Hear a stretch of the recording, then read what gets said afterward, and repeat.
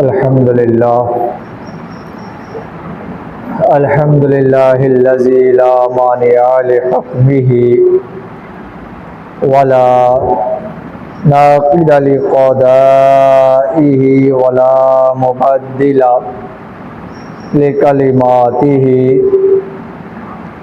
والصلاة والسلام على نبيه المصطفى وعلى آله وأزواجه وذريته أجمعين. قال الله تبارك وتعالى في القرآن المجيد: إن الله وملائكته يصلون على النبي يا أيها الذين آمنوا صلوا عليه وسلموا تسليما. اللهم صل وسلم وبارك على سيدنا ومولانا محمد صلاة وسلام عليك يا سيدي يا رسول اللہ. اللہ رب العزت جل جلالہ کی حمد و ثنا اور حضور نبی اکرم نور مجسم صلی اللہ علیہ وآلہ وسلم کی بارگاہ عالی شان میں درود و سلام پیش کرنے کی سعادت حاصل کی. اللہ تعالیٰ کی بارگاہ میں دعا ہے کہ اس کو اپنی بارگاہ میں قبول فرمائے. میرے محترم بزرگوں اور دوستوں، آج کے اس جمعے کا جو موضوع ہے یہ ہے عزت اور اس کے حصول کے طریقے. دیکھیے، ہمارے معاشرے میں نا ایک اہم ترین یا کہہ لیں کہ شاید ایک بنیاد میں کہہ سکتا ہوں کہ ہم اپنی زندگی کے اکثر فیصلے جو ہیں نا عزت کی بنیاد پر کرتے ہیں. شادی بیاہ کا موقع آ جائے تو صرف ناک بچانے کی خاطر لاکھوں روپے کا قرضہ چڑھا لیتے ہیں. اب تو گھر میں جنازہ بھی ہو جائے نا تو عزت کی خاطر، ناک بچانے کی خاطر ہم اس میں بھی سوچ میں پڑ جاتے ہیں کہیں عزت پر حرف نہ آ جائے. کپڑوں کی خریداری کا معاملہ ہو، جوتے خریدنے ہو، گاڑی خریدنی ہو، گھر میں عیش و آرام کرنے کا ذریعہ لگانا ہو، گھر کے اندر کوئی فنکشن کرنا ہو، ساری کی ساری چیزیں جو ہے نا یہ ہم عزت کی بنیاد پر کرتے ہیں. کہ سارے معاملات ایسے ہوتے ہیں کہیں ایسا ہو کہ لوگ کیا کہیں گے. ہمارے ہاں یہ ہوتا ہے کہ لوگ کیا کہیں گے. ہم نے یہ کام کر لیا، ہم نے شادی کر لی، فنکشن کر لیا، گھر کو بنا لیا اور یہ سارے معاملات کر لیے، ایون کہ ہمارے گھر کے اندر جنازہ بھی ہو گیا تو ہمارے دماغ میں جو ہوتا ہے نا کہ ہم نے ایسا کام کرنا ہے کہ جس پر ہمیں جو ہے بعد میں تان و تشنی کا سامنا نہ کرنا پڑے کہ لوگ کیا کہیں گے. ہم اس طرح کے معاملات میں جو ہے نا پڑ جاتے ہیں. الغرض جتنے بھی ہم فنکشن، جتنے بھی ہم زندگی کے معاملات کرتے ہیں تو ہم عزت کا خیال کرتے ہیں کہ ہماری عزت بچ جائے، ہماری ناک رہ جائے. ہمیں ایسے موقع پر ساری مصروفیات کو ہم چھوڑ دیتے ہیں، صرف دھیان کا ہوتا ہے کہ ہماری ناک رہ جائے، ہماری عزت رہ جائے. الغرض اچھی بات ہے، ہمیں اپنی عزت کی حفاظت بھی کرنی چاہیے، اپنے نفس کی حفاظت بھی کرنی چاہیے، مگر عزت کو بنیاد بنا کر جو ہے ہم اپنی زندگی کے فیصلے کرتے ہیں نا تو بعض مرتبہ ایسا ہوتا ہے کہ وہ عزت کمانے کے لیے ہمیں پوری زندگی لگا دی جاتی ہے. یہ عزت ہے کیا چیز؟ عزت ملتی کہاں سے ہے؟ کیسے ملتی ہے؟ عزت کون دیتا ہے؟ کس کو دیتا ہے؟ آج ہمارا موضوع یہی ہے کہ عزت کیا ہے، عزت کہاں سے ملتی ہے، عزت دیتا کون ہے، کیسے ملتی ہے. آج یہ ہمارا موضوع ہے. آئیے قرآن پاک کی طرف چلتے ہیں. اللہ تبارک و تعالیٰ قرآن پاک میں ارشاد فرماتا ہے، پارہ 22 سورہ فاطر آیت نمبر 10 میں، من کانا یرید العزت جو عزت کا طلبگار ہو، یعنی عزت کا طلبگار ہے، عزت کو چاہنے والا ہے، چاہے وہ عزت دنیا کی ہو یا آخرت کی ہو، اسے وہ عزت اچھے لباس سے نہیں ملے گی، اچھی گاڑی سے نہیں ملے گی، مال و دولت سے نہیں ملے گی، اچھے انداز سے نہیں ملے گی، اسے مقام و مرتبے سے عزت نہیں ملے گی۔ وہ عزت کا طلبگار ہے، اسے عزت کہاں سے ملے گی؟ اللہ تبارک و تعالیٰ آگے ارشاد فرماتا ہے فَلِلَّهِ الْعِزَّةُ جَمِيعًا، تو ساری عزت اللہ ہی کے پاس ہے۔ اب دیکھیے نا، ہمیں کسی چیز کی ضرورت ہو دنیا میں تو وہاں سے لے لیتے ہیں کہ وہاں سے ملتی ہے۔ ہمیں میڈیسن چاہیے تو ہم میڈیکل سٹور پر جائیں گے، وہاں سے دوائی لے لیں گے۔ ہمیں راشن وغیرہ خریدنا ہے، ہم جنرل سٹور پر چلے جائیں گے، وہاں سے جا کر اپنی چیزیں لے لیں گے۔ کپڑے خریدنے ہوں گے تو کپڑے کی دکان پر جائیں گے، ہم جوتے خریدنے ہوں جوتے کی دکان پر جائیں گے۔ تو اللہ تبارک و تعالیٰ کیا فرماتا ہے فَلِلَّهِ الْعِزَّةُ جَمِيعًا، تو ساری عزت اللہ ہی کے پاس ہے۔ ہم دیکھ لیں، ہمیں عزت چاہیے تو بتا دیا گیا کہ مال و دولت کے پیچھے نہ بھاگو، وہاں سے عزت نہیں ملتی۔ عزت چاہیے تو عہدوں کے پیچھے نہ بھاگو، وہاں سے عزت نہیں ملتی۔ عزت چاہیے تو اچھی کرسی، اچھی القابات، رشتہ داروں کے پاس جانے سے نہیں ملتی عزت، بلکہ جگہ جگہ مانگنے سے عزت نہیں ملتی۔ ساری کی ساری عزت کہاں سے ملتی ہے؟ جو ہمارا رب ہے، ہمارا خالق ہے۔ اللہ تبارک و تعالیٰ ساری کی ساری عزت دینے والا ہے۔ اللہ کے حضور میں سر کو جھکا دو گے تو عزت ساری کی ساری مل جائے گی، اسی کے ہاتھ میں ہے نا عزت۔ بڑی خوبصورت آیت ہے یہ، فَلِلَّهِ الْعِزَّةُ جَمِيعًا، عزت ساری کی ساری اللہ کے پاس ہے۔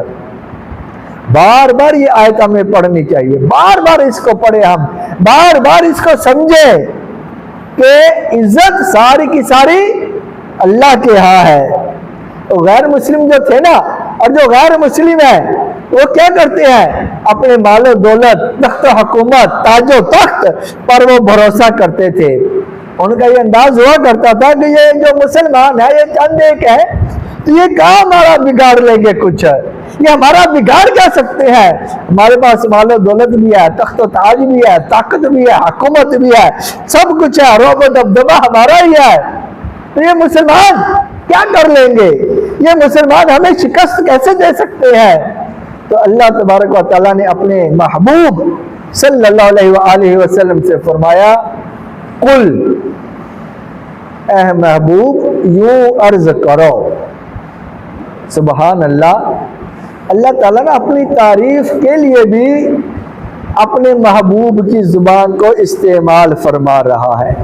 اللہ تعالیٰ نے اپنی تعریف بھی کروائی ہے نا، تو اپنے محبوب کے زبان سے کروائی ہے۔ مولانا حسن رضا خان علیہ رحمت الرحمن کیا خوب لکھتے ہیں، کل کہہ کر اپنی بات لب سے تیرے سنی، کل کہہ کر اپنی بات بھی لب سے تیرے سنی، اللہ کو ہے اتنی تیری گفتگو پسند۔ خیر، فرمایا اپنے محبوب علیہ السلام سے قل، آپ کہہ دیجئے اللہم مالک الملک تؤتی الملک من تشاء وتنزع الملک ممن تشاء، اے اللہ ملک کے مالک، تو جسے چاہتا ہے سلطنت عطا فرما دیتا ہے اور جس سے چاہتا ہے سلطنت کو چھین لیتا ہے۔ سلطنت ہو یا حکومت، تاج و تخت ہو، دولت ہو، عہدے ہو، رتبے ہو، کچھ بھی ہو، کتنی بڑی بڑی سلطنتیں ہیں، کتنا ان کا مضبوط نظام تھا، بڑی بڑی عالی شان حکومتیں گزری ہیں، بڑے بڑے عالی شان اور رعب و دبدبے والے بادشاہ گزرے ہیں، لیکن عزت اللہ کے ہاتھ میں ہے نا۔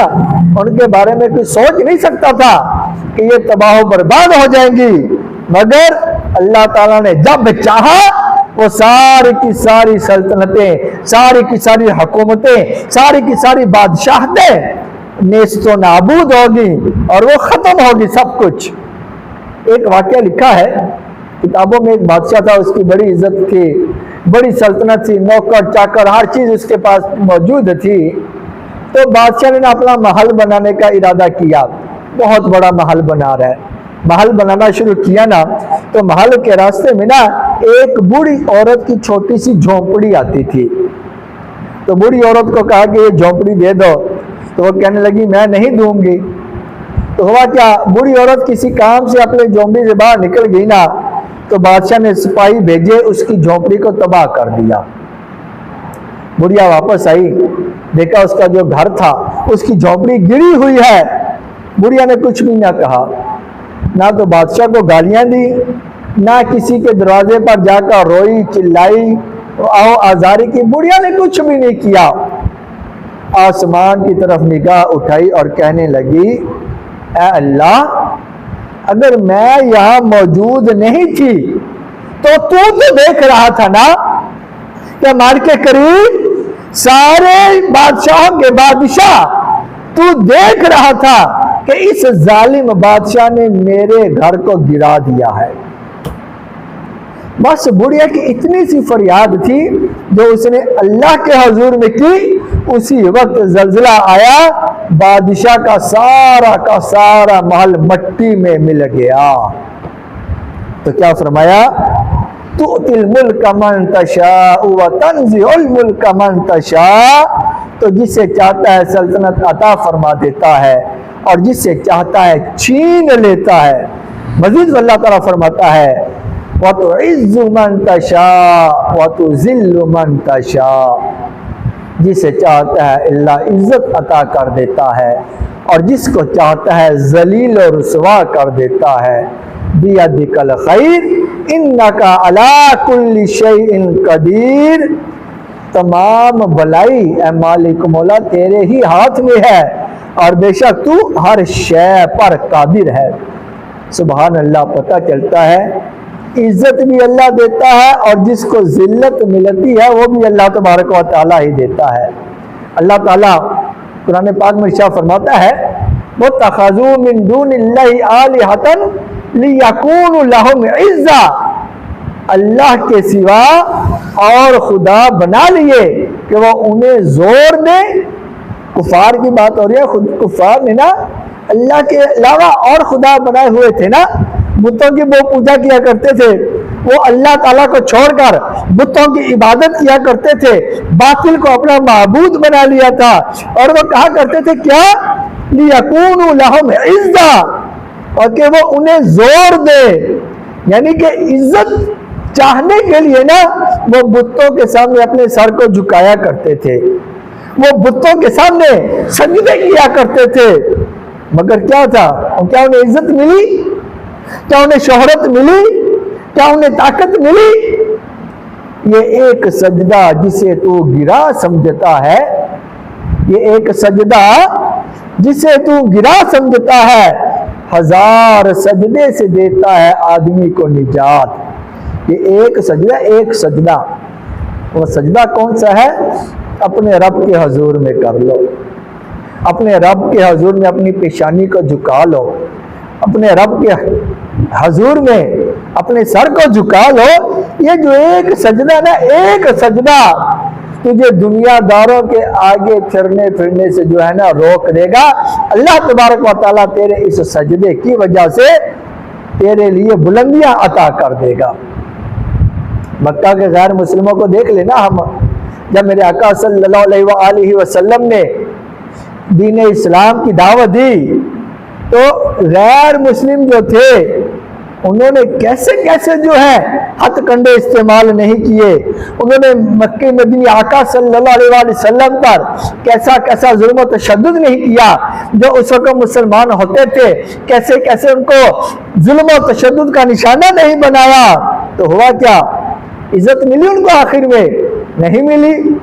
ابو جہل کو دیکھ لیں، ابو لہب کو دیکھ لیں، عتبہ کو دیکھ لیں، شیبہ کو دیکھ لیں، سارے کے سارے موت کے گھاٹ اتر گئے۔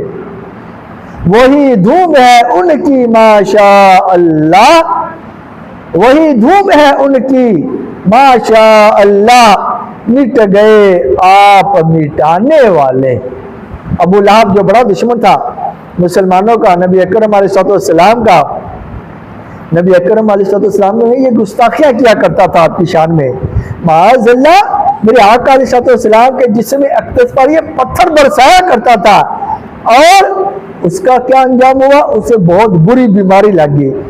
اتنی سخت بیماری تھی کہ اس کے جسم سے جو ہے نا سمیل آیا کرتی تھی، اس کے جسم سے بدبو آیا کرتی تھی.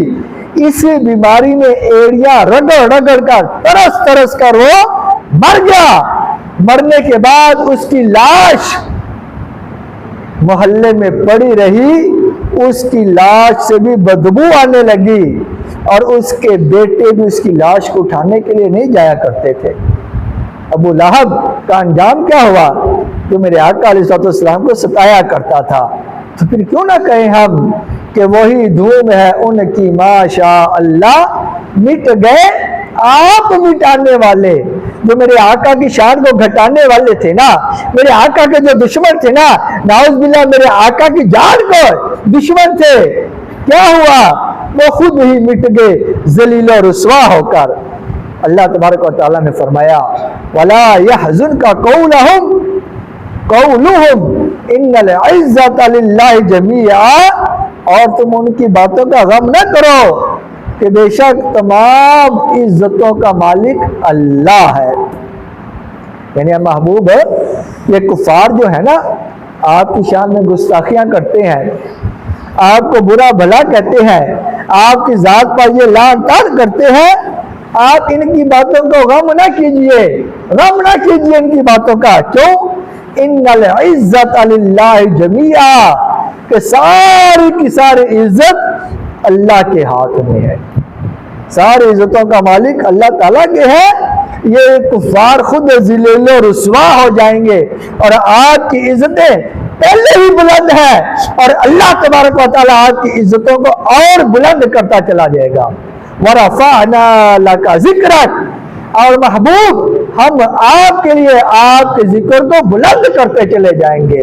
وَلَلْآخِرَةُ خَيْرٌ لَكَ مِنَ الْأُولَى، ہر آنے والی گھڑی آپ کی پچھلی گھڑی سے بہتر ہوگی. اللہ کی قسم، میرے آقا علیہ السلام کی شان لمحہ بلمحہ، دن بدن، ایک ایک سیکنڈ کے کروڑویں حصے میں میرے آقا کی شان بلند سے بلند تر ہوتی چلی جا رہی ہے. وَرَفَعْنَا لَكَ ذِكْرَكَ، ہم نے آپ کے لیے آپ کا ذکر کو بلند کر دیا ہے.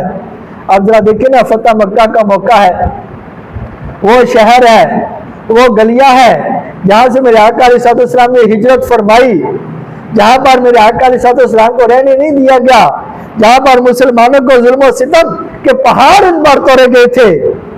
9 ہجری کو جب مدینے سے میرے آقا علیہ السلام روانہ ہوئے، اور اس مکہ کو، اس مکہ پاک کو کفر و شرک کی آلودگیوں سے کفار نے جو ہے نا بدبودار کر دیا تھا.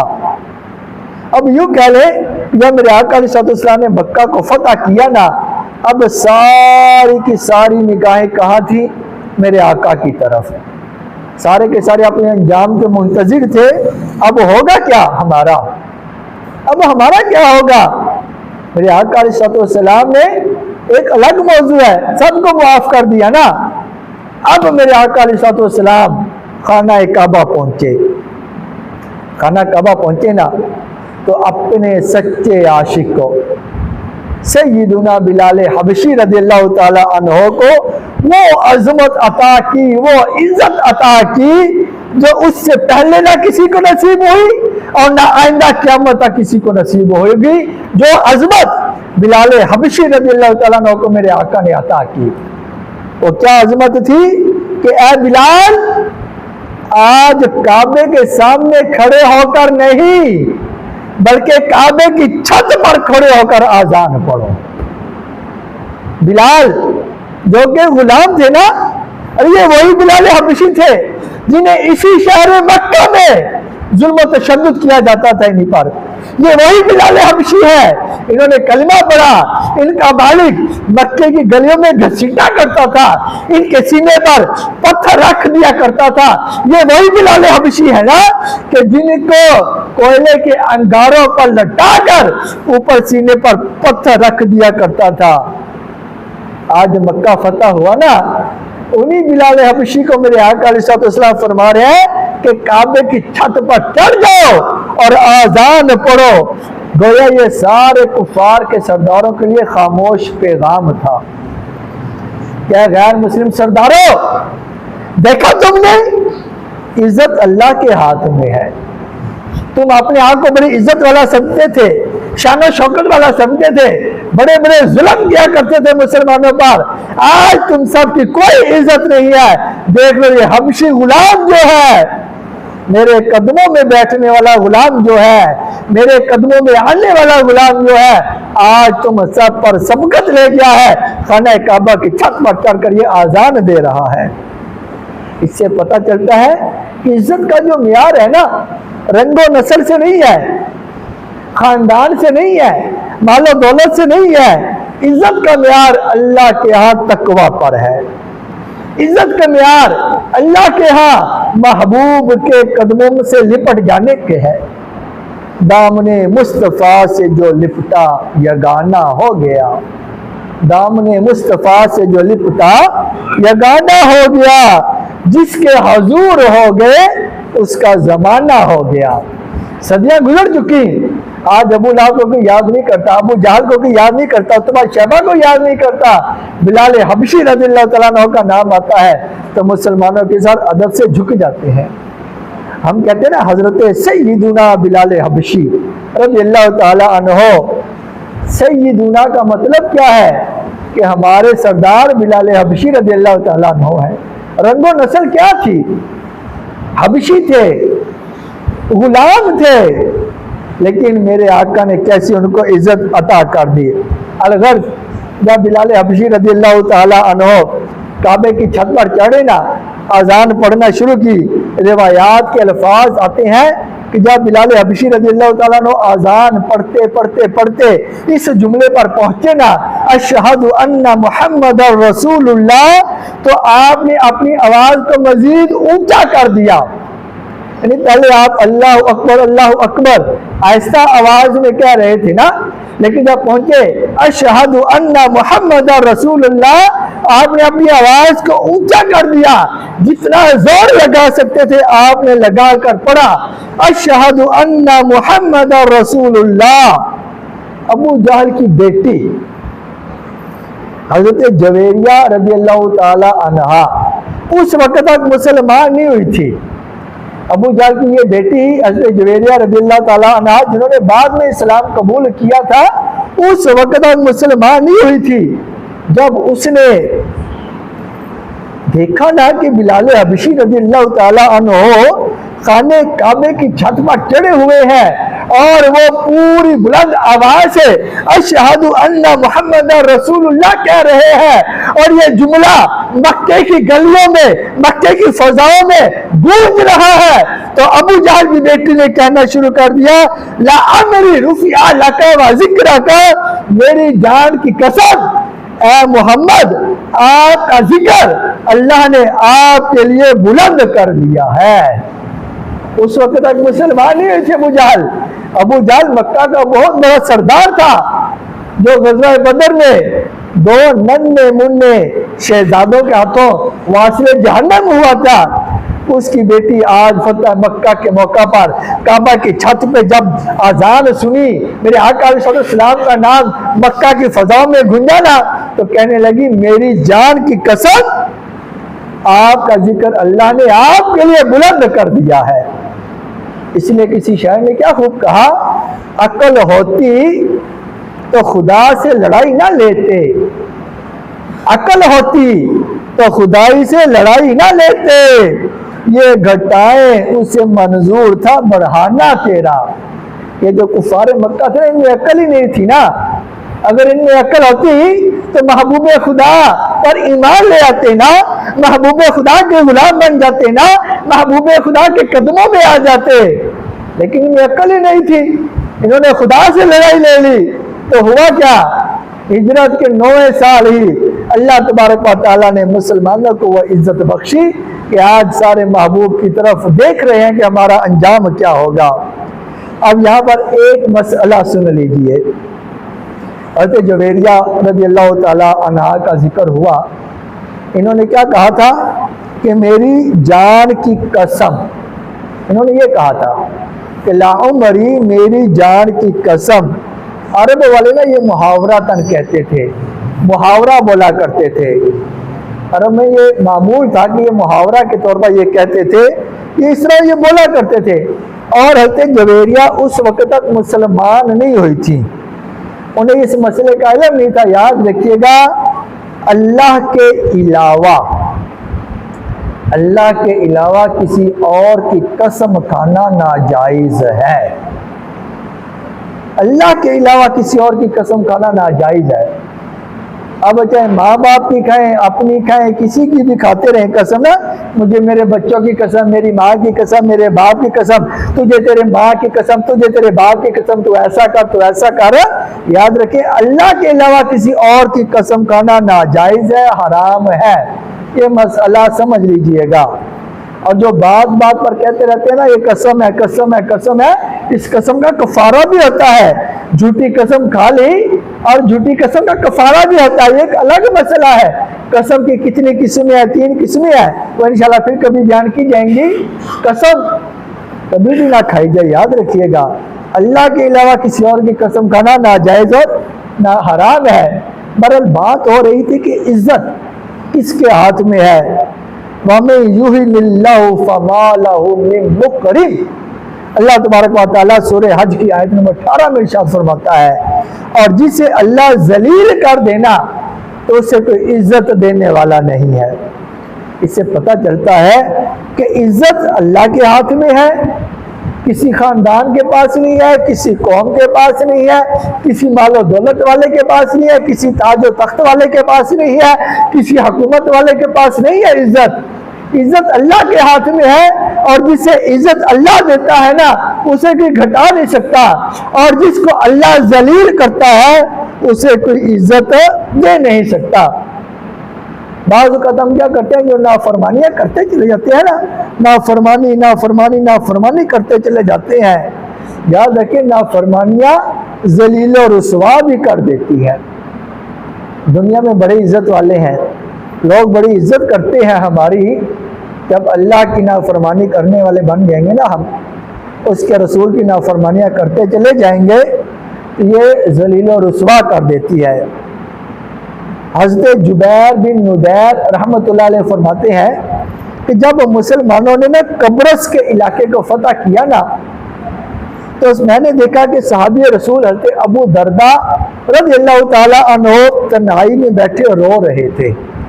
قبرص بہت شاندار علاقہ تھا، وہاں مسلمانوں نے فتح یابی نصیب ہوئی، اللہ تبارک و تعالیٰ نے کی ان کو۔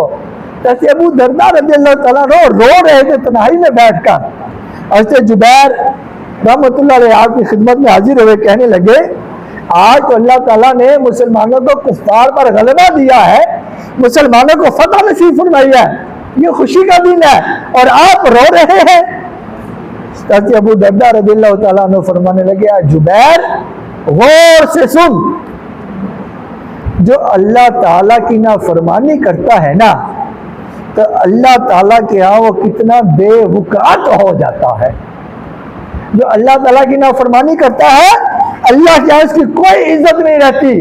قبرص والوں کو دیکھ لو، اللہ تعالیٰ نے ان کو شان و شوکت عطا کی، ان کو اپنی نعمتیں عطا کی، ان کو مال و دولت عطا کیا، تاج و تخت عطا کیا، مگر اللہ تبارک و تعالیٰ کی انہوں نے نافرمانی کی، آج وہ ذلیل و رسوا ہو چکے ہیں۔ جب عزت دیتا ہے نا اللہ تبارک و تعالیٰ تو ہمیں اس عزت کی حفاظت بھی کرنی چاہیے۔ حفاظت کا ذریعہ کیا ہے کہ اللہ تبارک و تعالیٰ کی فرما برداری کریں، ہم اس کے رسول کی فرما برداری کرنے والے بن جائیں تو ہی ہمیں عزت ملے گی، ورنہ اللہ تبارک و تعالیٰ ایسی بے شمار قومیں، ایسی بے شمار حکومتیں، ایسی بے شمار بادشاہتیں گزری ہیں کہ جن کے بارے میں کوئی سوچ ہی نہیں سکتا تھا کہ یہ کبھی نیست و نابود ہوں گی، لیکن اللہ کی نافرمانی کی نا تو اللہ تبارک و تعالیٰ ان کو ذلیل اور رسوا کر دیا۔ آخر میں ایک واقعہ سناتا ہوں آپ کو، جو اللہ تعالیٰ کی فرما برداری کرتا ہے نا، اللہ تعالیٰ اس کو ذلت سے اٹھا کر نا عزت کے اعلیٰ مرتبے تک پہنچا دیتا ہے۔ حضرت حبیب اجمی رحمت اللہ تعالیٰ علیہ بہت بڑے اللہ کے ولی گزرے ہیں، بہت بڑے اللہ کے ولی تھے۔ یہ نا بصرہ شہر سے کے رہنے والے سے توبہ کرنے سے پہلے بہت بڑے آپ امیر تھے، اور لوگوں کو نا سود پر، کس پر؟ سود پر لوگوں کو قرضہ دیا کرتے تھے، اور جب کوئی قرضہ واپس نہ کر پاتا تو آپ کیا کرتے تھے؟ اس سے اپنا وقت ضائع ہونے کا جرمانہ بھی لیا کرتے تھے۔ قرضہ لینے کے لیے گئے، اس کے بعد قرضہ نہیں دیا اس نے، کہنے لگا میں جو تمہارے پاس کل کرایا نا، میرے 5 منٹ لگے، 10 منٹ لگے، گھنٹہ لگا، اس کا بھی تو مجھے جرمانہ دے گا۔ اب حضرت حبیب اجمی توبہ سے قبل ایسے تھے۔ ایک مرتبہ آپ کسی کے ہاں پہنچے، قرضہ لینا تھا، اس کے گھر گئے، دستک دی، قرضہ مانگا، اس نے کہنے لگا میرے پاس تو کچھ بھی نہیں ہے، نہ میرے پاس رقم ہے، نہ روپیہ پیسہ ہے، تو میں کیا دوں تجھ کو؟ تو کہنے لگا مجھے دو۔ تو کہنے لگا میں آپ کو کیا دوں؟ ہاں بکری ہم نے آج اپنے گھر میں ذبح کی تھی پکانے کے لیے، تو اب صرف سارا گوشت اس کا ختم ہو چکا ہے، صرف اس بکری کا سر بچا ہے، وہ لے لو، لینا ہے تو۔ حضرت حبیب اجمی نے پہلے اس بکری کا سر لیا اور اپنے گھر آ گئے، گھر آ کر اپنی بیوی کو کہنے لگے اس کو پکاؤ۔ بیوی کہنے لگی گھر میں تو راشن ہی نہیں ہے، نہ لکڑیاں ہیں اور نہ لکڑیاں جلانے کے لیے کوئی اور چیز ہے، آپ لکڑیاں وغیرہ بھی تو لے کر آؤ نا۔ تو بہرحال حضرت حبیب اجمی نے اس وقت کیا کیا؟ انتظام کر کے نا سارا لکڑیاں وغیرہ جو بھی تھا دے دیا۔ اب بیوی نے کیا آگ وغیرہ جلائی، وہ جو بکری کا سر ملا تھا جو قرضہ لینے کے لیے گئے تو اس کے گھر سے اس کو ہانڈی پر رکھ دیا پکانے کے لیے رکھا۔ تو کچھ دیر کے بعد جب اس ہانڈی کا ڈھکن اٹھایا نا، تو اس ڈھکن کو اٹھانے کی دیر تھی تو اس دیچکی میں خون ہی خون بھرا ہوا تھا، خون ہی خون بھرا ہوا تھا۔ تو اب وہ اس کی بیوی کہنے لگی دیکھ لو یہ تمہاری کنجوسی کا نتیجہ ہے، تم لوگوں کو قرضہ دیتی ہو نا سود پر، یہ تمہاری کنجوسی کا نتیجہ ہے، ہانڈی خون سے بھری ہوئی ہے۔ اب ہانڈی کا خون میں بدل جانا نا، ایسے بی بی اجمی رضی اللہ تعالیٰ عنہ کو گویا قدرت کی طرف سے خبردار کیا گیا تھا کہ خبردار ہو جا، گناہوں کو چھوڑ دے، نافرمانی کو چھوڑ دے۔ اس واقعے نے آپ کے دل پر اثر کیا۔ اب کیا ہوا؟ حضرت بی بی اجمی توبہ سے پہلے اس واقعہ کے بعد گلی سے واپس جانے لگے، گزر رہے تھے نا تو راستے میں بچے کھیل رہے تھے۔ بچوں نے جب دیکھا ایسے بی بی اجمی آ رہے ہیں، کہنے لگے بچوں ایک دوسرے سے دور دور ہو جاؤ، اس گلی سے دور ہو جاؤ، حبیب آ رہا ہے، وہ سود خور ہے، کہیں ایسا نہ ہو اس کی قدموں کی مٹی ہمیں لگ جائے اور ہم بھی بدبخت ہو جائیں۔ بچے نے ایسا کہا۔ حبیب اجمی نے جب یہ سنا نا، ایک وہ ہانڈی والا واقعہ اور یہ دوسری چوٹ لگی، آپ کا دل پگھل گیا۔